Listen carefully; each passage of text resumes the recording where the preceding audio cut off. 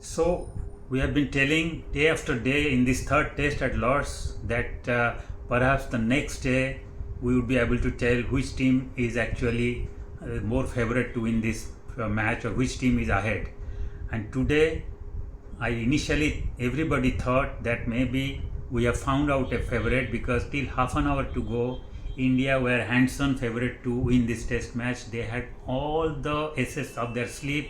They had won all the sessions. They had really proven that they have got a measure of the English batters and they were really creating havoc, and they dismissed England not just for 270 or 255, in fact lesser than 200, which was much below the target even which India would have tried to set for themselves.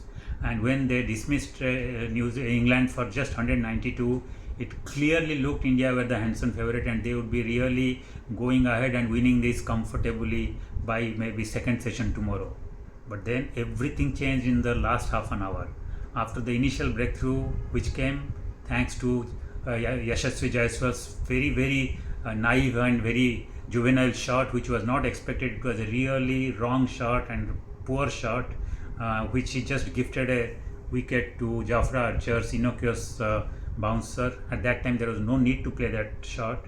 But then after that, it looked India had also reclaimed the initiative because there was a nice partnership growing between Rahul, who is once again showing that he is the best batter among the two teams over the period of 4 days, and he has been so fabulous, and he was as good as Root, if not better, and he was looking the man to carry the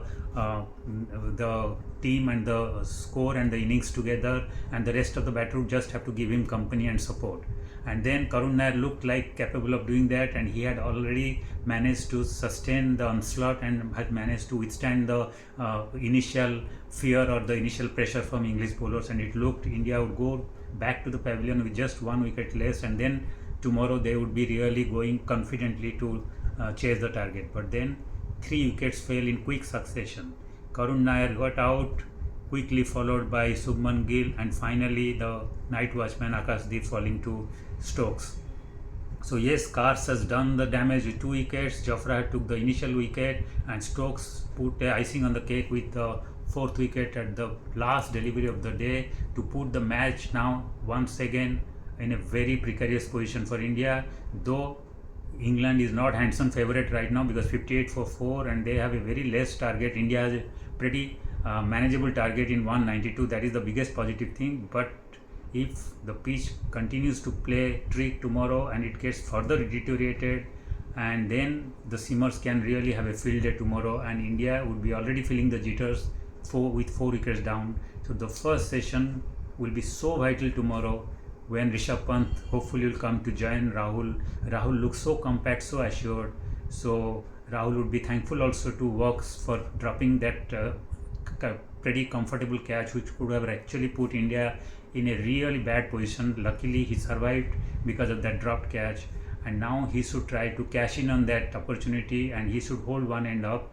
And Rishabh Pant hopefully will play just like the way he has been playing in the series so far, and he will show once again his application, his maturity to carry the innings together, and won't play any reckless shot tomorrow. And if they play with a maturity, with a calmness, with some cleverness in the first hour, and they manage to neutralize the pressure and the jitters, then it would be much easier and better, because by that time the runs would have also got added to India's total.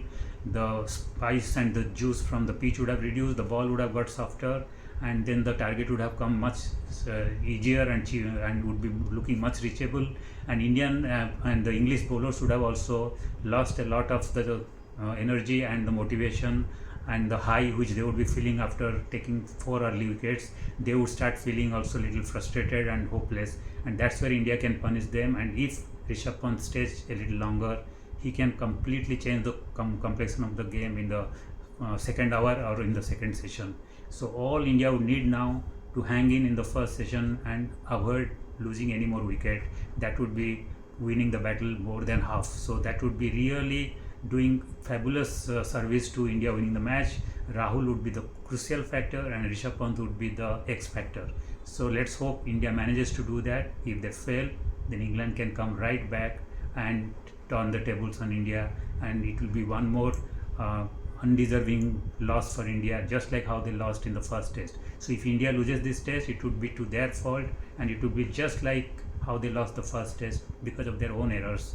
But then we can always hope for the best on the fifth day and hope India can this time turn the tables and win this test, and don't do the same mistake that it did in the first test, and don't commit any harakiri or batting collapses. So let's wait for another day and see how the match gets into the zone, or how the match progresses tomorrow.